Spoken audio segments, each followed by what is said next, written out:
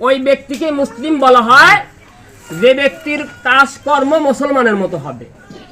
একজন মুমিন, একজন মুসলমান, ওই ব্যক্তি কখনোই পৃথিবীতে শরিয়াতের বিরুদ্ধে কোনো কাজ করতে পারে না।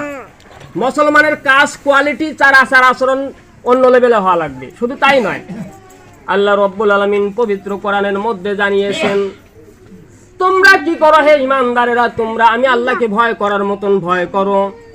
যেমন তেমন ভয় নয়, সাধারণ ভয় নয়, একদম একনিষ্ঠভাবে অন্তরের অন্তরস্থল থেকে গভীরভাবে আল্লাহকে ভয় করতে হবে।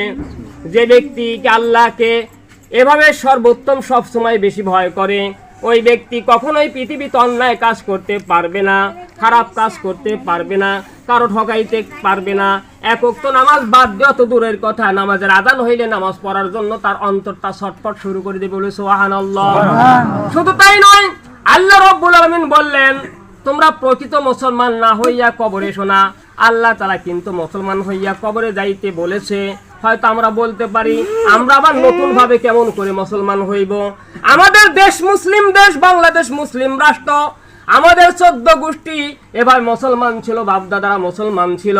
এভাবে শুধু তাই নয়, এরকম পর্যায়ে নয়, বরং মুসলমানের দিন কি করেছিলাম, এভাবে অর্থের লোভে অর্থটা এভাবে খরচ করি নাই। সন্তানকে যেদিন মুসলমান দিয়েছিলাম, সুন্নাতে খাতনা নাম করিয়া মুসলমানি দিয়েছিলাম, হাজাম ডেকে নিয়ে এসে ওর আগ মুহূর্তেই বাড়িতে বক্সিং ফ্যাক্সিং নিয়ে এসে এভাবে অনেক কিছু করেছিলাম। গান বাজনার আয়োজন করেছিলাম, ঢাক ঢমকের আয়োজন করেছিলাম, অশ্লীলতার বেহায়াপনার একটা জর্জরিত করেছিলাম। এভাবে বাড়ি থেকে আল্লাহর রহমতের ফেরেশতা তাদের তাড়িয়ে দিয়েছিলাম, আল্লাহর গজব আযাবগুলো নিয়ে এসে বাড়ি ভরপুর করে দিয়েছিলাম। সোনার আমার এই পদে মুসলমান হয়েছি, এরকম মুসলমান হইয়া কবরে গেলে কিন্তু আল্লাহর ফেরেশতারা 12টা বাজাইয়া দিবা, এরকম মুসলমান হওয়ার কথা বলে নাই। প্রকৃত মুসলমান হইয়া আল্লাহ তাআলা গোরস্থানে যাইতে বলেছে, কবরে যাইতে বলেছে। যেরকম আমাদের দাদারা, আমাদের নানারা, আমাদের আত্মীয় স্বজনেরা, আমার শ্বশুর নিজামুদ্দিন প্রামাণিক তথা আলহাজ, এভাবে মনে করে আমার বাংলার আব্বা আব্দুল আজিজ মাস্টারে, কত মানুষ চলে গেছে আমাদের মহব্বতের প্রিয় আপনজন গুলো। শোনারা, প্রকৃত মুসলমান হইয়া কবরে যাইতে বলেছে। আমরা যদি প্রকৃত মুসলমান হইয়া কবরে যাইতে পারি, তাহলে আমার জন্য, আমার আপনার জন্য কবরটা শান্তির জায়গা হবে। আমি হাদিস তেলাওয়াত করেছি, তোহফাতুল মুমিনিল মাউত, রাসূলের হাদিস, মৃত্যু মুমিনদের জন্য উপহার স্বরূপ, পুরস্কার স্বরূপ। মনে করেন কোনো ছাত্র ছাত্রী যদি পরীক্ষার এসএসসি পরীক্ষার রেজাল্ট হলো, তারপরে কিছু জায়গায় এন্টারের রেজাল্ট হলো, যারা মনে গোল্ডেন প্লাস পায়, এ প্লাস পায়, তারা কত খুশি হয়ে যায়, তাদের এলাকাবাসী খুশি হয়ে যায়, তার আব্বা আম্মা খুশি হয়ে যায়, এভাবে তাদের সার্থক জীবনটা পেয়ে যায়। ওই রকম যারা মনে করেন ইমানদার হবে, মুমিন হবে, যারা প্রকৃত আল্লাহ তাআলা হবে, যারা পৃথিবীর জমিনে কষ্টকে কষ্ট মনে করে নাই কখনোই, যেভাবেই তারা থাকুক না কেন, যে অবস্থার মধ্যেই থাকুক না কেন, 5 ওয়াক্ত নামাজ তারা যথানিয়ম যথারীতি আদায় করবে, শরীয়তের যা কার্যক্রমগুলো রয়েছে সঠিকভাবে আদায় করবে, তা এভাবে কারো ঠকাইবে না, কারো হক নষ্ট করবে না। এইভাবে যারা জীবন যাপন করবে, তাদের মউতটা ঠিক উপহার স্বরূপ আসবে, বলি সুবহানাল্লাহ। তাদের মউতের সময় আল্লাহ তাআলার তরফ থেকে এভাবে আল্লাহ তাআলার রহমতের ফেরেশতারা এভাবে জান্নাতের নিদর্শন দেখাইতে, জান্নাতের ছবি দেখাইতে তাদের সামনে দেখাবে, হে আল্লাহর বান্দারা, পৃথিবীতে তোমরা কত কষ্ট করেছো, ক্ষুধায় কষ্ট করেছো, রোগে কষ্ট করেছো, তা আল্লাহর ইবাদত বাদ দেও নাই, আল্লাহকে খুশি করেছে, আল্লাহ তোমার পর রাজি এবং খুশি হয়ে গেছে। এই দেখো, মউতের পর তোমার জন্য এই শান্তির জায়গার ব্যবস্থা আল্লাহ রাব্বুল আলামিন করবে, বলে সুবহানাল্লাহ। আর যারা বেঈমান হবে, যারা বেনামাজি হবে, আল্লাহর দুশমন হবে, আল্লাহ তাআলার এভাবে আইন অনুযায়ী রাসূলের তরিকায় জীবন যাপন করবে না, তাদের মউতটা আযাব গজব হিসাবে আসবে। তাদের সামনে এভাবে আযাব দেখানো হবে, জাহান্নামের আযাব দেখো, কবরে আযাব দেখানো হবে। বন্ধুরা আমার, একজন বেঈমানের জন্য কত যে কষ্ট হবে, এটা যদি দুনিয়ার কোনো মানুষ জানতো, তাহলে একটা মুহূর্তের জন্য কোনো খারাপ কাজ করতো না। কিতাবের মধ্যে আসছে, বন্ধুরা খেয়াল করে শুনুন, এই পৃথিবীতে যত সুখ শান্তি রয়েছে, শুধু বাংলাদেশে এই লতিফ বিশ্বাসের মতন সুখ শান্তির মানুষ নয়, বরং সারা পৃথিবীর সুখ শান্তি, আমেরিকার সুখ শান্তি, রাশিয়ার সুখ শান্তি, এভাবে সৌদি আরবের সুখ শান্তি, পৃথিবীর যত জায়গা রয়েছে সমস্ত জায়গার সুখ শান্তি যদি একত্রিত করা হয়, একজন ইমানদারের মউতের পর আল্লাহ তাআলা যে সুখ শান্তি দিবে তার সমান হবে না, বলি সুবহানাল্লাহ। খেয়াল করুন, একজন ইমানদার, একজন মুমিন, একজন আল্লাহওয়ালা, একজন রাসূল প্রেমী, একজন কোরআন এবং হাদিসের অনুসরণকারী একজন ব্যক্তি, যারা পৃথিবীতে আল্লাহর সন্তুষ্টি ছাড়া কিছুই করে না, বরং সর্ব অবস্থা আল্লাহকে খুশির জন্য চেষ্টা করে, এমন একজন ব্যক্তি মওতের পর যে সুখ শান্তি দেওয়া হবে, সারা পৃথিবীর সুখ শান্তি একত্রিত করলে তার সমান হবে না। অপরদিকে খেয়াল করুন সোনারা, এই সারা পৃথিবীর যত আযাব গজব রয়েছে, রিমান্ডের মার রয়েছে, আয়না ঘরের মার রয়েছে, মনে করেন যত অসুবিধা অশান্তি রয়েছে, সারা পৃথিবীর জেল জুলুম যদি একত্রিত করা হয়, একজন বেঈমান, একজন বেনামাজি, একজন আল্লাহর নাফরমান, একজন শরিয়াত বিরোধী, একজন কোরআন হাদিস বিরোধী, রাসূল বিরোধী, আল্লাহ বিরোধী লোকজন যখন মারা যাবে, এভাবে তাদের যে আযাব গজব দেওয়া হবে, সারা পৃথিবীর আযাব গজব একত্রিত করলে তার সমান হবে না। নাউযুবিল্লাহ। দেখেন, যারা মৃত্যুবরণ করছে তারাই টের পাচ্ছে কি অবস্থা। আমরা কবরে জানি তাজা মানুষ দুনিয়া চলাফিরতে খাও দাও ফুর্তি করো, কি আর আছে, নামাজ পড়লাম না পড়লাম, জুমার দিন গেলাম কাতারে কাতার, আর অন্য সমাজে কাতার পৌঁছে না, হাই আল্লাহ সালাম নাই আর খবর, এই তো অবস্থা হয়ে গেল, কাতারই পৌঁছে না। শোনার আমি যখন মসজিদ দায়িত্বশীল ইমাম, একই মসজিদে প্রায় 25 বছর রয়েছি, এমনও দিন আছে একাই আজান দিয়ে একাই নামাজ পড়া লাগে।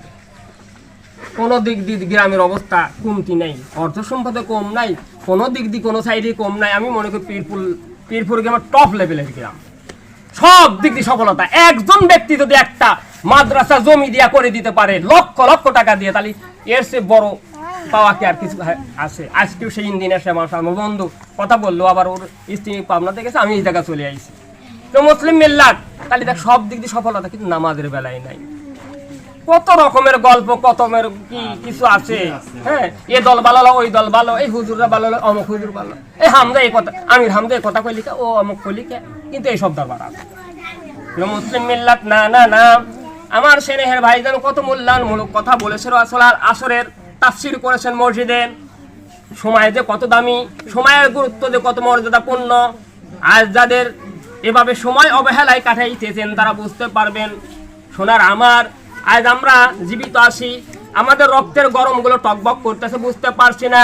একজন অসল ব্যক্তি যারা জীর্ণ শীর্ণ হয়ে গেছে, আমার খালুজান বসে আছে, এই যৌবনকালে কিরকম শক্তি ছিল, আজ চেয়ারে বসে নামাজ পড়তে হয়, এই তো অবস্থা। এর জন্য সোনারা সময়ের মূল্যায়ন করুন। দুনিয়ায় কি আজ আছে কাল নেই। এই 53-54 বছর বয়সে প্রাইমারি লেভেল থেকে শুরু করে নামাজ পড়া শুরু করেছি ইনশাল্লাহ।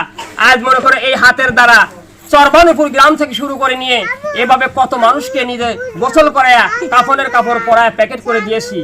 কত কোটি কোটি টাকার মানুষ চলে গেল। আব্দুল লতিফ বিশ্বাস এই পাবনা জেলার একজন গৌরবপূর্ণ শিল্পপতি, সে কি নিয়ে গেছে বলেন তো দেখি, কি নিয়ে গেছে? তার জানা যায় আরিফপুর গোরস্থানের ময়দানে কত লোক হয়েছিল, আবার তার জিয়ারতের দিন কত লোক হয়েছিল।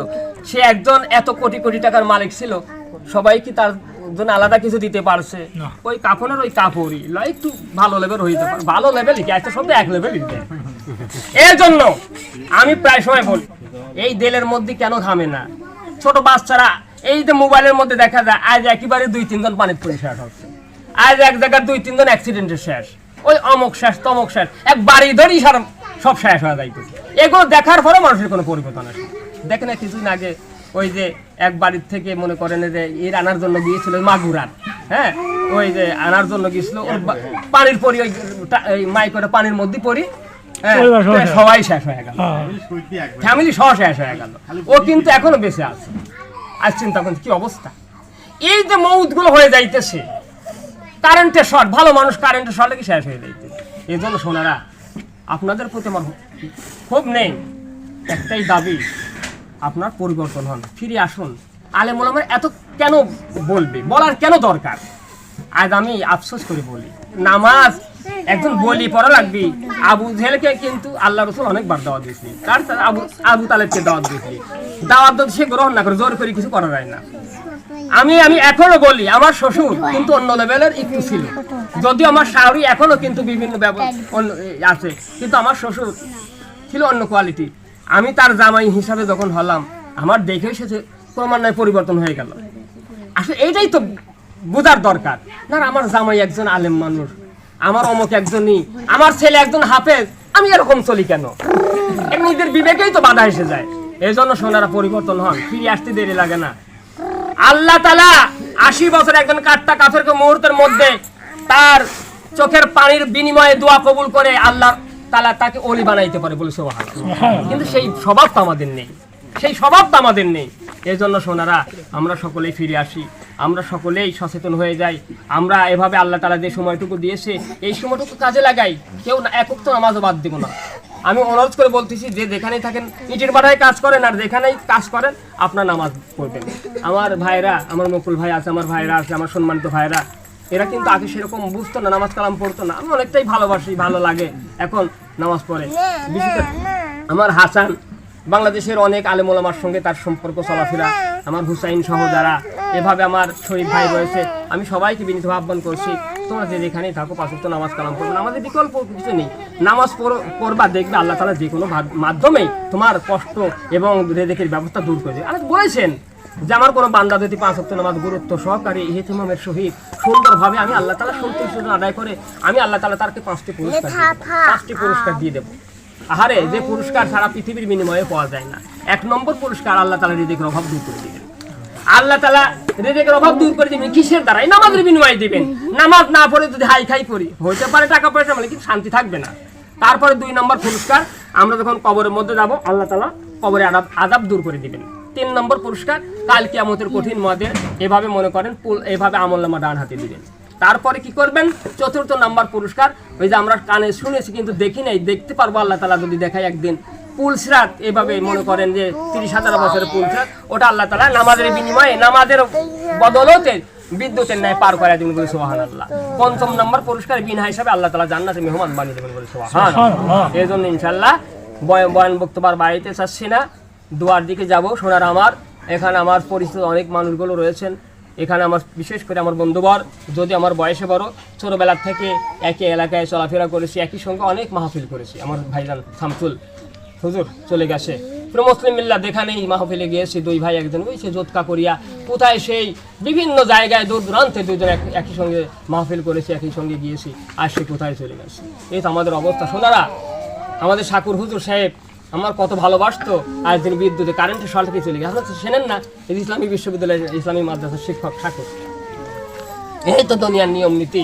এই জন্য আমি এখানে যারা রয়েছেন আমি সবাইকে অনুরোধ করে বলতেছি, সবাইকে পায়ে ধরে বলতেছি, আপনারা কেউ নামাজ বাদ দিবেন না। যে যেখানেই থাকেন, একটু ক্ষুধায় কষ্ট করেন তাতে কোনো সমস্যা নাই, একটু অভাব হয়েছে তাতে কি আসে, একটু অসুখ বিসুখ বিমার বেটি হয়েছে তাতে কি আসে, ওই অবস্থাতে নামাজ কালাম করবেন, তাহলে আল্লাহ তাআলা খুশি থাকবেন।